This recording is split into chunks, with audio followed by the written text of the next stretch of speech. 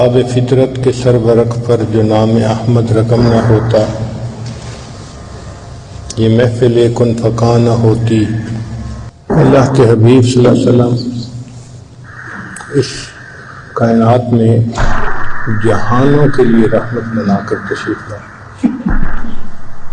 وما ارسلناک الا رحمت للعالمین، اے میرے محبوب صلی اللہ علیہ وسلم، ہم نے آپ کو جہانوں کے لیے رحمت بنا کر بھیجا، انسانوں کے لیے بھی، حیوانوں کے لیے بھی، درندوں کے لیے بھی، پرندوں کے لیے بھی، فرشتوں کے لیے بھی، جو مخلوق ہے ہر مخلوق کے لیے اللہ کے حبیب صلی اللہ علیہ وسلم رحمت بن کر تشریف لائے۔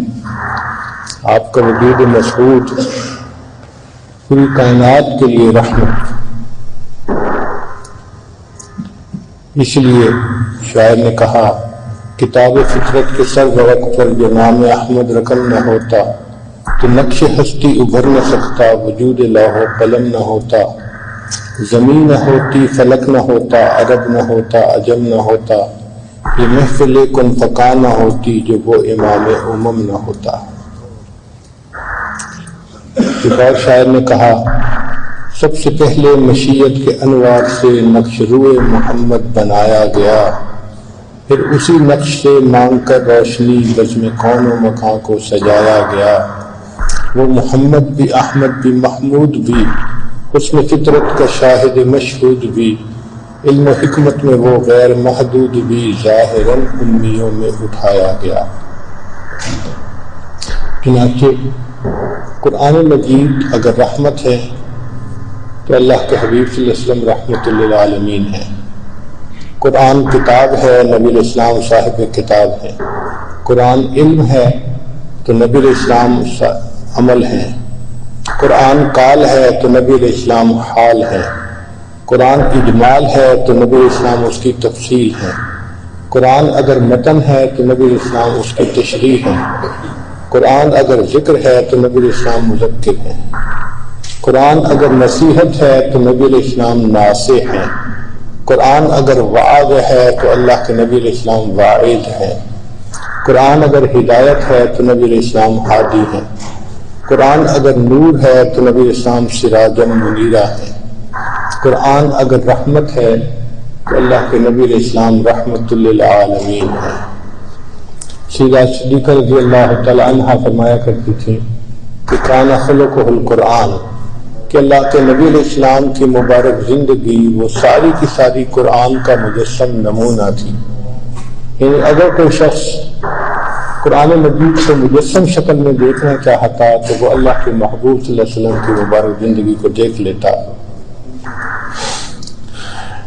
اس لیے حضرت قاری محمد طیب رحمۃ اللہ علیہ نے عجیب بات لکھی، فرماتے ہیں کہ ذات و صفات کی آیات اعمال نبوی، تکوین کی آیات استدلال نبوی، توجہ الی اللہ کی آیات خلوت نبوی، تربیت خلق کی آیات جلوت نبوی، مہر کی آیات جمال نبوی، قہر کی آیات جلال نبوی، تجلیات حق کی آیات مشاہدہ نبوی، ابتغاء وجہ اللہ کی آیات مراقبہ نبوی، ترک دنیا کی آیات مجاہدہ نبوی، احوال محشر کی آیات محاسبہ نبوی، نفی غیر کی آیات فنایت نبوی، اثبات حق کی آیات بقایت نبوی، نعیم جنت کی آیات شوق نبوی، عذاب جہنم کی آیات خوف نبوی، انعام کی آیات انس نبوی، انتقام کی آیات حزن نبوی۔ قرآن پورا کا پورا کلام اللہ ہے تو دوسرے لفظوں میں یہ سیرت رسول اللہ صلی اللہ علیہ وسلم ہے۔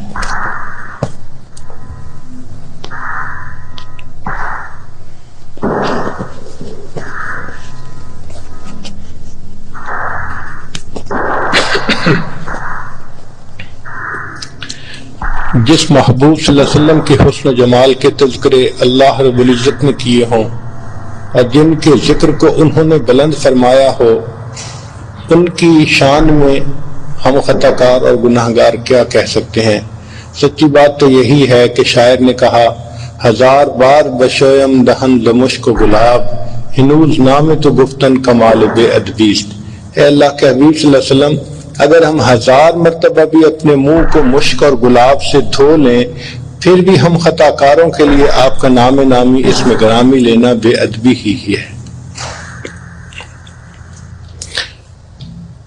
آپ صلی اللہ علیہ وسلم مصطفیٰ بھی ہیں، مجتبیٰ بھی ہیں، طاہر بھی ہیں، مطہر بھی ہیں۔ آپ صلی اللہ علیہ وسلم بشیر بھی ہیں، نذیر بھی ہیں، طٰہٰ بھی ہیں، یاسین بھی ہیں، صادق الامین بھی ہیں تو رحمت للعالمین بھی ہیں۔ وما ارسلناک الا رحمت للعالمین۔ چنانچہ آپ کی صحبت مبارکہ میں ابو بکر آئے تو صدیق بن گئے، عمر آئے تو فاروق بن گئے، عثمان غنی آئے تو ذی النورین بن گئے، علی المرتضیٰ آئے تو باب العلم بن گئے، سلمان رضی اللہ عنہ آئے تو اہل بیت میں سے بن گئے، ابو ذر رضی اللہ عنہ آئے تو فقراء کے تاجدار بن گئے، حمزہ رضی اللہ عنہ آئے تو سید الشہداء بن گئے، ابو ہریرہ رضی اللہ عنہ آئے تو حافظ الحدیث بن گئے، ابن مسعود رضی اللہ عنہ آئے تو فقیہ امت بن گئے، ابن عمر رضی اللہ عنہ آئے تو امام المحدثین بنے، ابن عباس رضی اللہ عنہ آئے تو امام المفسرین بنے، حنظلہ رضی اللہ عنہ آئے تو غسیل الملائکہ بنے، بلال رضی اللہ عنہ آئے تو مؤذن بنے۔ جس نے نماز پڑھتے دیکھا وہ نمازی بنا، جس نے نبی علیہ السلام کی مبارک معیت میں بیت اللہ کو دیکھا وہ حاجی بنا، جس نے چہرہ انور کو دیکھا وہ صحابی بنا۔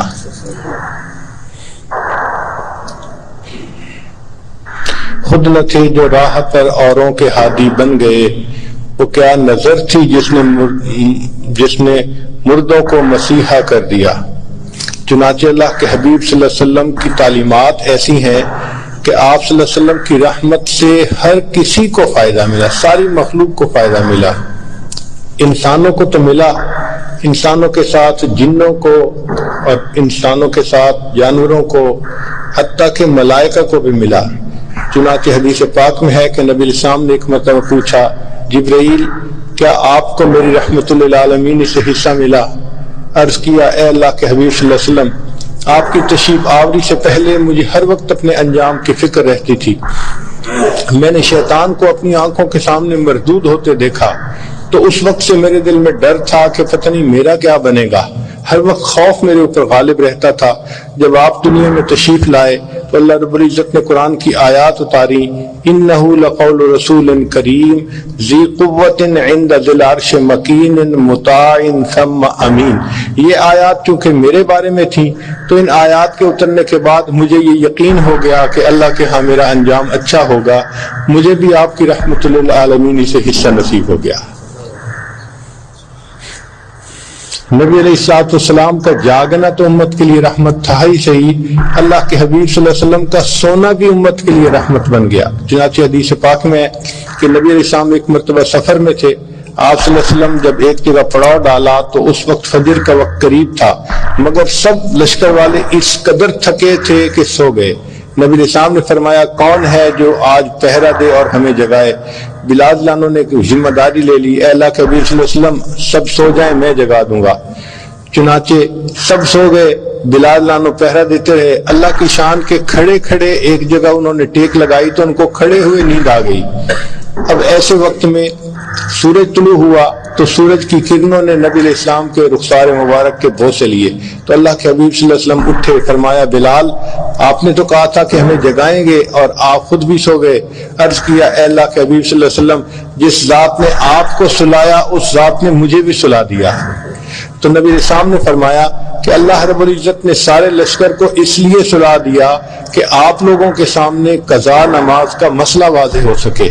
اگر کوئی ایسا معاملہ سونے والا پیش نہ آتا اور نماز قضا نہ ہوتی تو امت کو نماز قضا کرنا جو ہے اس کو ادا کرنا کون سکھاتا؟ تو جس محبوب صلی اللہ علیہ وسلم کی نیند بھی امت کے لیے رحمت ہو، ان کا جاگنا امت کے لیے کتنی رحمت ہوگا۔ بلکہ اللہ کے حبیب صلی اللہ علیہ وسلم کا بھولنا بھی امت کے لیے رحمت۔ حدیث پاک میں ہے کہ نبی علیہ السلام نے امامت فرمائی اور 4 رکعت کی بجائے 2 پہ سلام پھیر دیا۔ تو صحابہ نے پوچھا اللہ کے حبیب صلی اللہ علیہ وسلم کیا آج کے بعد یہ نماز 2 رکعت بن گئی؟ فرمایا لا نسیتو بل نسیتو، میں بھولا نہیں، میں بھلا دیا گیا ہوں، اور اللہ نے مجھے اس لیے بھلا دیا گیا ہے کہ بھولنے کے بعد میں آپ لوگوں کو بتاؤں کہ سجدہ سہو کر کے نماز پوری کیسے کی جاتی ہے۔ جس محبوب صلی اللہ علیہ وسلم کا بھولنا بھی امت کے لیے رحمت ہو، ان کا ہوش کے اندر بات چیت کرنا امت کے لیے کتنی بڑی رحمت ہوگا۔ اس لیے نبی علیہ السلام امت کے لیے بھی رحمت، غیروں کے لیے بھی رحمت۔ آپ ذرا غور کیجئے کہ اہل طائف نے نبی علیہ السلام کے ساتھ کتنا برا سلوک کیا تھا کہ آپ صلی اللہ علیہ وسلم کو شہر میں بیٹھنے بھی نہ دیا اور بچوں کو پیچھے لگا دیا کہ آپ صلی اللہ علیہ وسلم کو شہر سے باہر نکال دیں۔ آپ صلی اللہ علیہ وسلم بڑے غمزدہ تھے۔ ایسے وقت میں جبریل علیہ السلام آئے اور ان کے ساتھ وہ فرشتہ تھا جو پہاڑوں کا اور ہوا کا انتظام کرنے والا تھا۔ عرض کیا اللہ کے حبیب صلی اللہ علیہ وسلم ان لوگوں نے آپ کی شان میں گستاخی کی، بے ادبی کی، اگر آپ اجازت دیں تو ان 2 پہاڑوں کو ٹکرا کر اس بستی کے سب لوگوں کو ختم کر دیا جائے۔ تو نبی علیہ السلام نے فرمایا کہ اگر یہ لوگ مجھے نہیں پہچان سکے تو ہو سکتا ہے کہ ان کی اولادوں میں ایسے لوگ پیدا ہوں جو ایمان قبول کریں اور میری اس ہدایت کی بات کو ماننے والے بن جائیں۔ چنانچہ عذاب ٹال دیا گیا تو نبی علیہ السلام ان کفار کے لیے بھی رحمت بن گئے، اور واقعی بعد میں اہل طائف مدینہ طیبہ آئے اور انہوں نے آ کر اسلام کو قبول کر لیا۔ جو عاصی کو کملی میں اپنی چھپا لے، جو دشمن کو بھی زخم کھا کر دعا دے، اسے اور کیا نام دے گا زمانہ، وہ رحمت نہیں ہے تو پھر اور کیا ہے۔ جو فتح مکہ ہوا تو اس وقت نبی علیہ السلام کے سامنے قریش مکہ کے بڑے بڑے سردار جو تھے وہ آئے۔ اللہ کے حبیب صلی اللہ علیہ وسلم جانتے تھے کہ کس نے کیا کیا ہوا تھا۔ کہتے ہیں نا مجھے یاد ہے وہ ذرا ذرا، تمہیں یاد ہو کہ نہ یاد ہو۔ تو اللہ کے محبوب صلی اللہ علیہ وسلم کو سب باتیں یاد تھیں کہ انہوں نے بلال کے ساتھ کیا کیا تھا، خباب کے ساتھ کیا کیا تھا، خبیب کے ساتھ کیا کیا تھا، سمیہ کے ساتھ کیا کیا تھا، زنیرہ کے ساتھ کیا کیا تھا، کس طرح انہوں نے صحابہ کو تکلیفیں پہنچائی تھیں، اور یہ بھی پتا تھا کہ میں سجدے میں تھا اور کفار نے میرے اوپر اونٹ کی اوجھڑی لا کر رکھ دی تھی اور مجھ سے سجدے سے اٹھا بھی نہیں گیا تھا۔ اتنی تکالیف آپ صلی اللہ علیہ وسلم کو پہنچائی تھی۔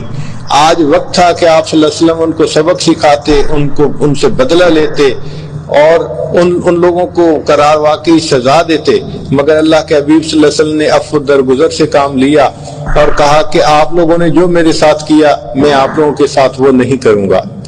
فرمایا کہ جو یوسف علیہ السلام نے اپنے بھائیوں کو کہا تھا کہ لا تثریب علیکم اليوم، جاؤ تمہارے اوپر کوئی قصور نہیں، میں نے تم سب کو معاف کر دیا، تو نبی اسلام نے فرمایا میں بھی اپنے بھائی یوسف علیہ السلام کی طرح آج یہی کہتا ہوں کہ جاؤ تم پر کوئی قصور نہیں، میں نے آج تم سب کے قصوروں کو معاف فرما دیا۔ تو آپ صلی اللہ علیہ وسلم دشمنوں کے لیے بھی رحمت بن گئے۔ چنانچہ فتح مکہ کے دن اللہ کے پیارے حبیب صلی اللہ علیہ وسلم بیت اللہ کے اندر جانا چاہتے تھے، تو بیت اللہ کی چابی تھی عثمان بن طلحہ، ایک شخص تھے ان کے پاس۔ نبی اسلام نے ان کو بلایا، فرمایا عثمان مجھے بیت اللہ کی چابی چاہیے، تو اس نے چابی دے دی۔ نبی اسلام بیت اللہ کا دروازہ کھول کر اندر تشریف لے گئے۔ نبی علیہ السلام نے 2 رکعت نفل ادا کیے، پھر دعا مانگی۔ آپ صلی اللہ علیہ وسلم کے ساتھ باقی صحابہ بھی تھے، ابو بکر، عمر، عثمان و علی سب ساتھ تھے، حضرت عباس عنہ بھی ساتھ تھے۔ جب باہر نکلے تو سب صحابہ کی ایکسپیکٹیشن یہ تھی کہ اب تو کنجی نبی علیہ السلام کے ہاتھوں میں آ گئی، اب اللہ کے حبیب صلی اللہ علیہ وسلم یہ کنجی ہم میں سے ہی کسی خادم کے حوالے فرمائیں گے۔ لیکن نبی علیہ السلام جب باہر تشریف لائے تو آپ صلی اللہ علیہ وسلم نے عثمان بن طلحہ کو بلا کر کہا عثمان تمہیں یاد ہے ہجرت کے وقت جب میں مکہ مکرمہ چھوڑ کے جا رہا تھا تو میرا دل بہت غم زدہ تھا، میرا دل چاہتا تھا میں بیت اللہ کے اندر جاؤں اور اللہ سے دعا کروں، عبادت کروں، اور میں نے تم سے اس وقت کہا تھا کہ بیت اللہ کا دروازہ کھول دو، مجھے اندر جانا ہے۔ عثمان تم نے انکار کر دیا تھا، اور میں نے کہا تھا کہ عثمان جس جگہ پر آج تم کھڑے ہو ایک وقت آئے گا اس جگہ پر میں کھڑا ہوں گا، اور جہاں میں کھڑا ہوں اس جگہ پر تم کھڑے ہوگے۔ عثمان تم نے دیکھا اللہ نے میرے ساتھ جو وعدہ کیا تھا وہ سچا ثابت کر دیا، آج چابی میرے ہاتھوں میں ہے، تم خالی ہاتھ کھڑے ہو، مگر عثمان میں تمہارے ساتھ وہ نہیں کروں گا جو تم نے میرے ساتھ کیا تھا، میں یہ چابی تمہارے ہی ہاتھوں میں دیتا ہوں، قیامت تک یہ تمہاری ہی نسلوں میں باقی رہے گی۔ آپ سوچئے اللہ کے حبیب صلی اللہ علیہ وسلم کیسے یعنی رحمت تھے، ہر کسی کے لیے آپ کا وجود مسعود رحمت تھا۔ آپ صلی اللہ علیہ وسلم جنوں کے لیے بھی رحمت بن گئے، چنانچہ جنوں نے بھی نبی اسلام کی خدمت میں حاضر ہو کر کلمہ پڑھا۔ اس کا تذکرہ قرآن مجید میں بھی ہے کہ جن آئے اور کہنے لگے انصتوا انا سمعنا منادیا ینادی للایمان ان آمنوا بربکم فآمنا۔ نبی اسلام نے فرمایا کہ جو ہڈیاں وغیرہ پڑی ہوتی ہیں تم ان کے ساتھ نجاست مت لگایا کرو، اس لیے کہ یہ جنوں کی خوراک ہوتی ہے۔ تو دیکھو کہ آپ صلی اللہ علیہ وسلم کی تعلیمات سے جنوں کو بھی فائدہ پہنچ رہا ہے، یعنی دوسرے لفظوں میں نبی اسلام کی رحمت للعالمین سے ان کو بھی حصہ مل رہا ہے۔ جانوروں کے لیے رحمت بن گئے۔ قریش مکہ کے زمانے میں کھڑے جانور کو جسم کے کسی حصے کا گوشت کاٹ کے پکایا جاتا تھا، اور جانور کو کیا تکلیف ہوئی اس کا کوئی خیال نہیں رکھا جاتا تھا۔ نبی علیہ السلام تشریف لائے تو اللہ کے حبیب صلی اللہ علیہ وسلم نے بتلایا کہ جانور کو اس طرح نہیں تکلیف دینی چاہیے، ہاں اگر اللہ کے نام پہ ذبح کرنا ہو وہ تو اور بات ہے۔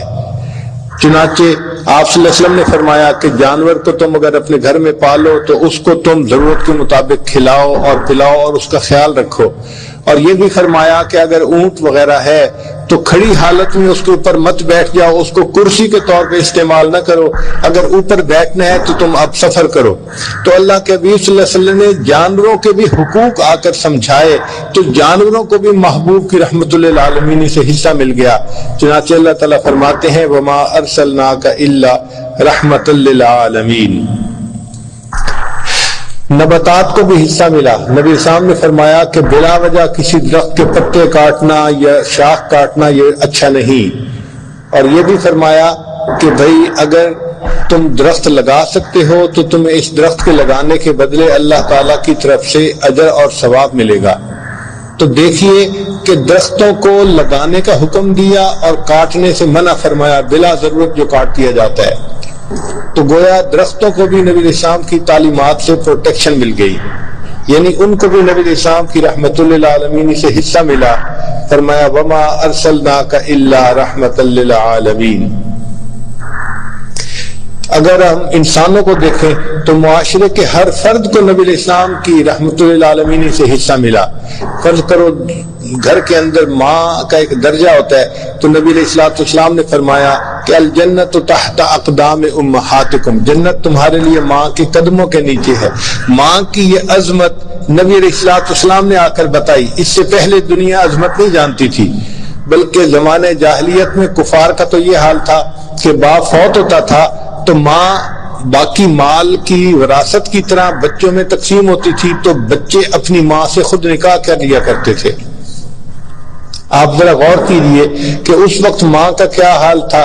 نبی علیہ السلام نے آ کر ماں کی شان کتنی سمجھائی اور بتائی کہ بھئی تم اس کی خدمت کرو گے تو تمہیں اپنے اللہ رب العزت کی رضا نصیب ہوگی۔ تو ماں کو بھی نبی السلام کی رحمت للعالمین سے حصہ ملا، پھر والد کو بھی حصہ ملا۔ اس لیے نبی السلام نے فرمایا جس شخص نے اپنے والد کے چہرے پر محبت کی ایک نظر ڈالی، اس کے بدلے اللہ تعالیٰ اس کو ایک حج یا ایک عمرے کا ثواب عطا فرمائیں گے۔ دنیا باپ کا مقام نہیں جانتی تھی، یہ مقام کس نے آ کر دنیا کو بتایا؟ اللہ کے محبوب صلی اللہ علیہ وسلم نے بتایا۔ چنانچہ فرمایا کہ تمہارے والد کی رضا میں تمہاری رضا اللہ کی رضا ہے، اور والد کی ناراضگی میں تمہارے رب کی ناراضگی ہے۔ پھر اللہ کے حبیب صلی اللہ علیہ وسلم کی رحمت للعالمین سے گھر کے باقی افراد کو بھی حصہ ملا۔ مثال کے طور پر اولاد کو بھی حصہ ملا۔ نبی علیہ السلام نے فرمایا کہ جب باپ اپنے بچے کو محبت سے بوسہ دیتا ہے تو ریح الولد میں ریح الجنہ، یہ جو بچے کی مہک وہ سونگتا ہے، اللہ تعالیٰ اس کے بدلے اس کو جنت کی مہک سونگنے کی توفیق عطا فرمائیں گے۔ تو اولاد کو بھی نبی علیہ السلام کی رحمت للعالمین سے حصہ مل رہا ہے۔ بیٹی کو بھی حصہ ملا، بیٹے کو بھی حصہ ملا۔ چنانچہ نبی اسلام کی خدمت میں ایک صحابی حاضر ہوئے، انہوں نے ایک چھوٹی سی بچی کو اٹھایا ہوا تھا، اس کو پیار کر رہے تھے مگر آنکھوں میں آنسو تھے۔ نبی اسلام نے پوچھا کہ کیا معاملہ ہے کہ تم اس بچی کو پیار بھی کر رہے ہو اور تم رو بھی رہے ہو؟ اے اللہ کے حبیب صلی اللہ علیہ وسلم، زمانے جاہلیت میں نے بہت بڑا گناہ کر لیا کہ مجھے گھر میں بیٹی کا پیدا ہونا بہت ناپسند تھا۔ میں نے اپنی بیوی کو کہا ہوا تھا کہ اگر میرے ہاں بیٹی پیدا ہوئی تو میں اس کو زندہ دفن کر دوں گا۔ میں تجارتی سفر پہ چلا گیا تھا، واپسی پہ میرے پیچھے میرے ہاں جو ہے وہ بیٹی کی ولادت ہوئی، مگر میری بیوی نے میری بیٹی کو اپنی بہن کے ہاں بھجوا دیا۔ جب میں واپس آیا تو مجھے اس نے کہا کہ میرے ہاں بیٹی ہوئی تھی اور میں نے اس بیٹی کو نمٹا دیا، تو میں مطمئن ہو گیا کہ چلو بچی کو میں نے دیکھا بھی نہیں۔ وہ بیٹی جو تھی میری بیوی کے بہن کے گھر یعنی سالی کے گھر پلتی رہی، حتیٰ کہ تھوڑی بڑی ہو گئی تو وہ ماں اس کو لے کے آتی ہمارے گھر میں، تو میں اس کو اپنی بیوی کی بہن کی بیٹی ہی سمجھتا۔ وہ بچی ذرا بڑی ہوئی، میرے ساتھ معانست کرتی، محبت کا اظہار کرتی، مجھے بھی اچھی لگتی، کبھی میری گود میں آ جاتی، میں اسے اٹھا لیتا، میں اسے پیار کرتا، حتیٰ کہ وہ بچی چلنے کے قابل ہو گئی تو مجھے اس بچی کے ساتھ ایک محبت کا تعلق بن گیا۔ میں اس کو مس بھی کرتا اور کئی مرتبہ پوچھتا کہ میں نے اس کو نہیں دیکھا، وہ کہاں ہے۔ جب میری بیوی کو یقین ہو گیا کہ اب ان کو اس بچی کے ساتھ محبت ہو گئی، ایک دن اس نے یہ ڈسکلوز کیا کہ بھئی یہ تو ہماری بیٹی ہے، میں نے اپنی بہن کے گھر بھیج دیا تھا کہ آپ اس کو دفن نہ کر سکیں۔ وہ کہتے ہیں کہ میں نے یہ سنا اور میرے دل کے اندر اس وقت سے نہ ایک بغض بیٹھ گیا کہ میں نے اس لڑکی کو زمین میں دفن کرنا ہے۔ چنانچہ ایک دن میں اس کو بازار لے کے جاتا تھا، وہ میرے ساتھ کھیلتی تھی، باتیں کرتی تھی، محبت کا اظہار کرتی تھی۔ میں ایک دن اس کو لے کے جنگل میں گیا اور میں نے اپنے ساتھ کسی بھی لے لی، تو کسی لے کر میں زمین کھودنے لگا۔ میں اس بچی کے لیے گڑھا کھود رہا تھا اور وہ مٹی میرے کپڑوں پر پڑ رہی تھی، تو بچی میرے قریب آئی اور کہنے لگی کہ ابو آپ کے کپڑوں پر مٹی لگ رہی ہے۔ میں نے اس کی ان معصومانہ باتوں کا بھی کوئی لحاظ نہ کیا اور میرے اوپر ایسی حیوانیت چھائی ہوئی تھی کہ میں نے گڑھا کھودا اور بالآخر اس بچی کو دھکا دیا اور اس کے اوپر مٹی ڈالنی شروع کر دی۔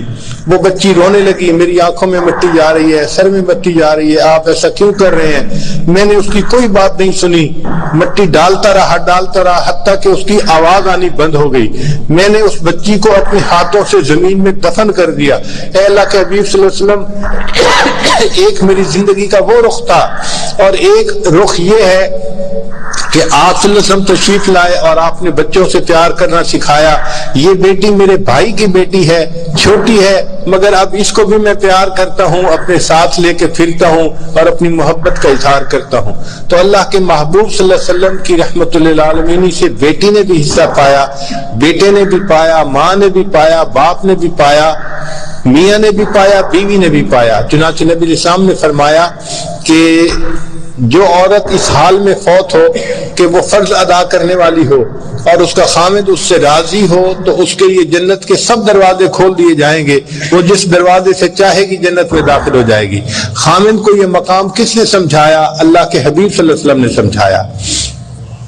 تو خامد کو بھی رحمت للعالمین سے حصہ ملا، وما ارسلناک الا رحمت للعالمین، اور بیوی کو بھی حصہ ملا۔ چنانچہ زمانے جاہلیت میں بیویوں کے ساتھ بہت برا سلوک کیا جاتا تھا، یہاں تک کہ اگر جو ہے وہ خامد کی وفات ہو جاتی تھی تو بیوی کو منحوس سمجھا جاتا تھا اور اس کو شہر میں رہنے نہیں دیا جاتا تھا، بلکہ مکہ کے باہر الگ تھلگ کچھ کمرے بنے ہوئے تھے، اس کو وہاں بھیج دیا جاتا تھا کہ یہ منحوس عورت ہے، یہ اس آبادی میں رہنے کے قابل نہیں ہے۔ حالانکہ خامد کی موت اس کی قسمت کے معاملہ ہے، عورت کا اس میں کیا قصور ہے، مگر اس عورت پر الزام لگایا جاتا تھا۔ اللہ کے حبیب صلی اللہ علیہ وسلم تشریف لائے تو آپ نے سکھایا کہ دیکھو اچھا خامد وہ ہے جو تم میں سے اپنی بیوی کے ساتھ زیادہ اچھے سلوک کی زندگی گزارے۔ نبی اسلام نے فرمایا خیرکم خیرکم لأہلہ، تم میں سے سب سے بہتر وہ ہے جو تم میں سے اپنے اہل خانہ کے لیے بہتر ہے۔ تو آدمی کی اچھائی کا اندازہ اس کے دفتر سے نہیں لگائیں گے، اس کے بزنس سے نہیں لگائیں گے، اس کی فیکٹری سے نہیں لگائیں گے، بلکہ اس کی اچھائی کا اندازہ اس کے گھر والوں کے ساتھ جو اس کا اخلاق ہے اس سے لگائیں گے کہ بھئی یہ گھر والوں کے ساتھ حسن معاشرت کتنی رکھتا ہے۔ آپ دیکھیے بیوی کو عزت کس نے دلوائی؟ اللہ کے محبوب صلی اللہ علیہ وسلم نے دلوائی۔ چنانچہ ایک روایت کا مفہوم ہے کہ خاوند جب بیوی کو محبت کی نظر سے دیکھ کر مسکراتا ہے اور بیوی خاوند کو دیکھ کر مسکراتی ہے، اللہ رب العزت ان دونوں کو دیکھ کر مسکراتے ہیں۔